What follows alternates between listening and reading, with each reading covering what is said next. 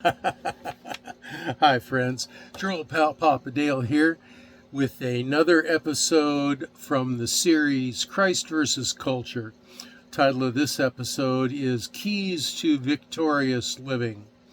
This is a series that is intended to edify the body of Christ, build them up, help them understand the teachings of Christ, and it's based on 1 John chapter 2 verse 15 that says, "Love not the world, neither the things that are in the world. If any man loves the world, the love of the Father is not in him." Now what that means is we are supposed to prioritize Christ more highly in our life than anything else in the world. This is just one of hundreds of videos that are on this playlist that are intended to both edify the body of Christ today and to be a legacy of teaching that will be left behind after the rapture, so that people who would like to have a little more in-depth knowledge of the Bible and the teachings of the Bible can do so here. The Holy Spirit directs them this direction. Who am I? Well, I'm Papa Dale. I'm a retired pastor, teacher, evangelist, theologian, chaplain. I've done a lot of things in my 50 plus years of service to the Lord Jesus Christ. And it's important that you know a little bit something about me. So I've made a video titled Papa Dale Intro, video number 0 on one of the Bible related playlists. You can find that. And it tells you a little bit about my educational background and my service background. The reason you want to know something about Bible teachers is because the scripture says that in the end times there will be a lot of false teachers that will rise up, and they will try to lead you astray from what the Bible actually teaches. So the best defense against that, however, is to both know a little bit about the teacher, but also to, and mostly, to compare what they teach with what the Bible says. If you do that, and you pray, and you're led by the Holy Spirit, odds are you're going to do just fine. So, let's talk about Christ versus culture, the keys to victorious Christian living. And it can all be pretty much summed up in 2 words. Focus forward. Focus forward. You see, victorious Christian living begins in the mind. You've got to ignore everything negative, not give it place, not give it an entry into your thinking. By focusing forward on the positive and not thinking backwards on any of the failures that you might have had, or even the sins that you might have done, or anything like that, focusing forward and following the Holy Spirit and the Lord Jesus Christ, and doing that as intensely as you can, and in every part of your life and at all times, that's the secret right there. That's the secret. It's learning to control your own thought processes. You know, people have often asked, well, am I demon possessed? Can a Christian be demon possessed? And sometimes I think that they hope that they are, so that they can get a relatively more rapid deliverance from this problem by an exorcism. But no, not if you're a true Christian. You can't be demon possessed. Christians cannot be demon possessed. Deliverance does not apply here. We are demon annoyed all the time. We live in a cesspool of spirit beings that are evil spirit beings that are constantly trying to lead Christians astray. But their ability to influence us is only as effective as we allow it to be. It's only as effective as what we pay any attention to them.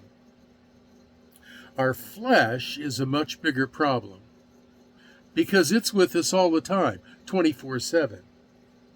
We have to learn to ignore that as well. It takes hard work to learn to focus forward consistently, but it is the only solution that I know of short of a lobotomy. So,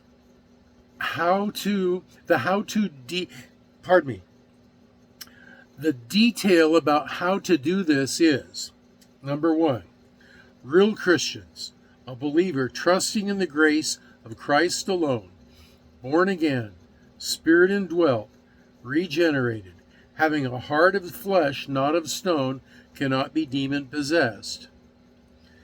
You are owned by Christ. Quote, know ye not that your body is the temple of the Holy Ghost, which is in you, which ye have of God, and ye are not your own, for ye are bought with a price. 1 Corinthians 6, 19 through 20. 2. Every believer can and is demonized to a greater or lesser degree by evil spirits. That is, not demon-possessed, but demonized. They try to influence us all the time. Quote, the fiery darts of the wicked of Ephesians 6:16. That is what I mean. You cannot be delivered from this like having an exorcism. You have to, A, learn and implement the correct procedure to disarm those evil spirits and those evil thoughts. B, go on the offense and learn how to do that. And C, strengthen your defense and learn how to do that. Now, the degree to which these demons have any power in our lives is determined by how we let ourselves think and live. Life exists in the mind. Sadly, our life experiences made us naturally vulnerable to them, and we have two choices. We can cling desperately to our faith, absorbing spiritual abuse, body blow after body blow, awaiting death or rapture to find relief only then. Or we can learn and employ the only solution that God has given, and I'm certain that you won't want to do that because it's hard work. I get it. It's painful, overwhelmingly painful. It's easier to let the abuser win and withdraw. That's our pattern, right? Give in. That's what we've always done. We're tempted by sin. Oh, well, we give in. The cure is just too hard. It doesn't work in one day, so forget it. Okay, if that's your choice, you needn't read any further. Just clamshell yourself up one last time. Jesus and I love you either way, but it saddens us that you're in pain and you won't take the medicine. Just be a victim the rest of your life. You must face the possibility that you are an abuseaholic, and we all are, to a greater or lesser degree. If you have it bad, like an alcoholic, you gotta be rock bottom weary of it. So tired of it that you'll do anything. You'll fight any battle. You'll slay any dragon. You'll make any sacrifice to defeat these temptations, these evils, these whisperings of evils that come into your mind. If you're ready for the solution, here it is. Scripture says the devil will flee from you. But first, you must submit yourself to God. There is detailed and scriptural practical teaching on this. Find the video on this playlist titled How to Control Your Thoughts. That has the detailed secret. The solution is there, but it only works if you do it, not merely read it. And it's painful and hard work to do it. But there's no other option except to quit. Summarized in 2 words, as I started this teaching with, this entire principle can be summarized in 2 words: focus forward. Intensely focus forward. You're probably spiritually constipated. Oh, that's a gross thing to say, Papa Dale. Yeah, it is, but you probably are. You probably want to be taught and spiritually massaged and encouraged and loved and bask in the wonder and the glory of the emotional warmth of the presence of the Holy Spirit and the Lord Jesus. And there's nothing wrong with that unless receiving that is all that you want. You see, there are two directions in any relationship: inflow and outflow. This is so for communication, emotional energy, or spiritual energy. And that includes a relationship with the Holy Spirit. You must find an outflow for the things that the Holy Spirit teaches you and the direction that He leads you. You've got to pass that on to someone else. Everyone has something in the Lord to share that others don't know. Everyone. I don't care if it's in the church nursery or children's church or driving the Sunday school bus. Spiritual constipation cannot be cleared without an outflow in service to others in the process of honoring Christ. If you refuse, you'll just get more bound up and you'll get sicker. There is no small ministry. It's all ministering to eternal spirits, the spirit of a child, the spirit of an adolescent, the spirit of a teenager. It's all ministry to eternal spirits who will one day thank you for your love regardless of their age today. Second, you must do this for your own spiritual health. You got to get the spiritual alimentary track flowing.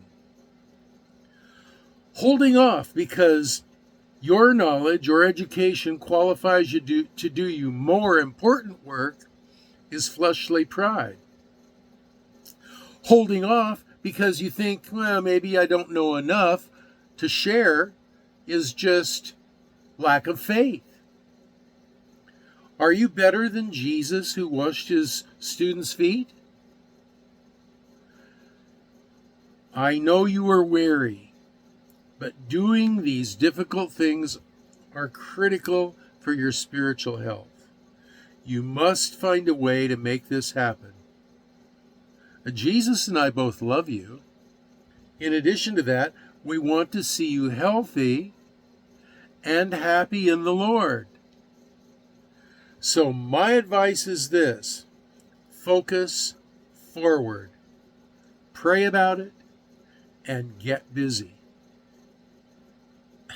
So those are my final thoughts on living the victorious Christian life. If you have comments, questions, or prayer requests, you can leave them down below in the comments section, or there's a link to my Facebook page. You can leave them there. Also, there's a link to these lesson notes, and you can look those up and follow those a little more slowly. In the next video, I don't know what we're going to talk about. It's all led by the Holy Spirit, and every video so far that I've done is always been good because it's always been led by the Holy Spirit. So let me just say, until the next video, if the Lord lets me do another one, doesn't take me home early, the rapture doesn't happen before I have an opportunity to make and upload the next one, let me just say that this is your old pal Papa Dale signing off and saying, I'm going to pray for you, that you will be well and that you'll be blessed.